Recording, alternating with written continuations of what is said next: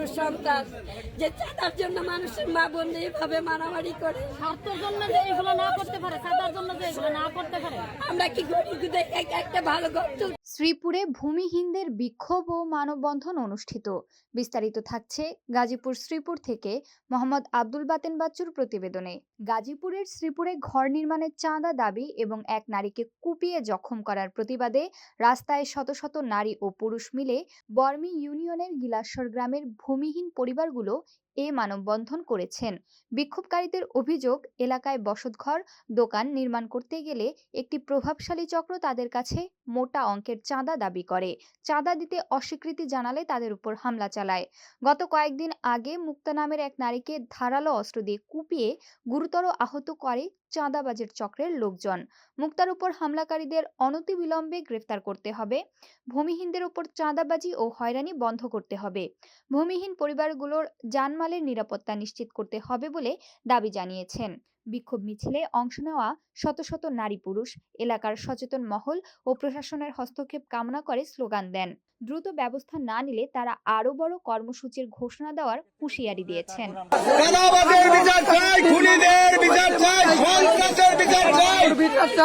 আমরা নিরীহ মানুষ সন্ত্রাসের বিচার চাই, চাঁদাবাজের বিচার চাই, সন্ত্রাসের বিচার চাই, সন্ত্রাসের হাত থেকে বাঁচতে চাই, মুক্তি চাই। আমাদেরকে ঘুমাইতেছে, আমাদেরকে মারধর করতেছে সন্ত্রাসরা। আমরা নিরীহ মানুষ, আমাদেরকে মারে, আমার বাড়ি রাস্তায় ফেলায় কুপাইয়া মাইরা ফেলাইছে। আমরা শ্রীপুর হাসপাতাল গেছি, এখানেও আমাদেরকে আন্দোলন হামলা দিয়েছে। এই শামীন মোল্লার নেতৃত্বে আমার রোগীর কোনো চিকিৎসা করতে পারে নাই। আমি ঢাকা মেডিকেল হাসপাতালে গিয়েছি, সেখানে আমার পরিবার মৃত্যুর সাথে পাঞ্জা করতেছে। আমার মোবাইল এখনো আইসিতে পড়ে আছে, আইসিতে চিকিৎসা চলতেছে। স্যার, আমি কি বলবো? আমাদেরকে রাস্তার জনগণের সামনে, এলাকাবাসীর সামনে মারধর করছে, পরে এলাকাবাসী প্রতিবাদ করছে। সন্ত্রাসের বিচার চাই, চাঁদাবাজের বিচার চাই।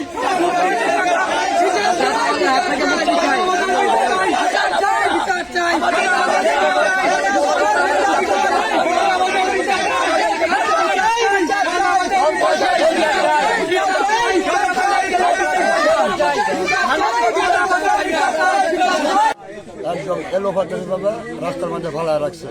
তখন সব সে ঢাকা মেডিকেলে মস্ত অবস্থায় আছে, এখনো আছে।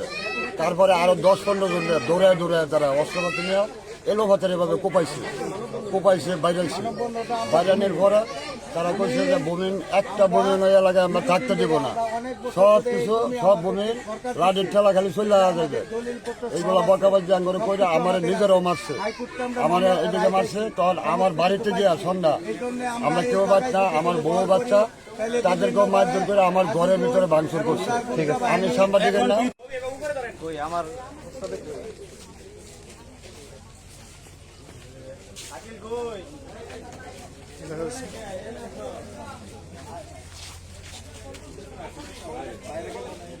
এখন শামীন ভাই এখন শেলটা দিতেছে। শামীন মরণ, চাঁদাবাজ আজিজুল, রাশিদুল সন্ত্রাস এলাকার কোনো ঘর বাড়ি উঠে জাগরের টাকা দিও। শামীন মোল্লা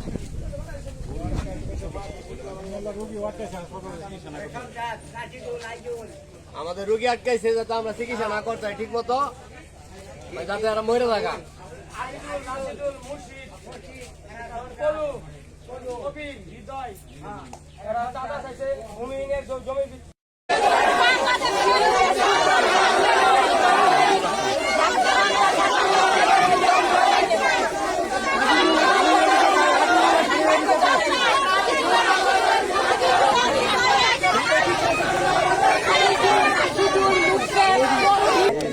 আপনাদের দলিল আছে সরকারি ভাবে? হ্যাঁ, এটা কিছু বরাদ্দ পেয়েছেন আপনারা? এইভাবে বলেন, মানে সরকারি বরাদ্দ পাইছেন? কিভাবে পাইছেন জমিটা আপনারা বলেন? আচ্ছা, এখন চাঁদা চাইছে 1 লাখ টাকা। আমরা তেমন কিছু জানি না। চাঁদা চাইছে, আমার ছেলে বলছে কি যে মামা তুমি আমার এমনি তো স্বামী বলছে কি এলাকার লোক তুই এগর কাছে গরিব পাঁচ কি চাঁদা চাই। এটা বলার সাথে সাথে ওর মারলো, আমার ছেলের লাঠি দিয়ে ফেলায়। তারপরে মেয়েরে মারলো এলাকায়। আর এইবার আমার ছোট মেয়েটার এই অবস্থা করছে, এখন ওর মেয়ে মৃত্যুর সাথে গাঞ্জা লড়তেছে। আর আমার একটা ছেলের হুমকি দেওয়া নাকি মায়েরা জেল খাটবো। আপনাদের কাছে এটা আমরা নিরাপত্তা চাই, আমাদের বিচার চাই, সঠিক বিচার আমরা চাই। চাঁদাবাজ যেন বন্ধ হয় বাংলাদেশ থেকে।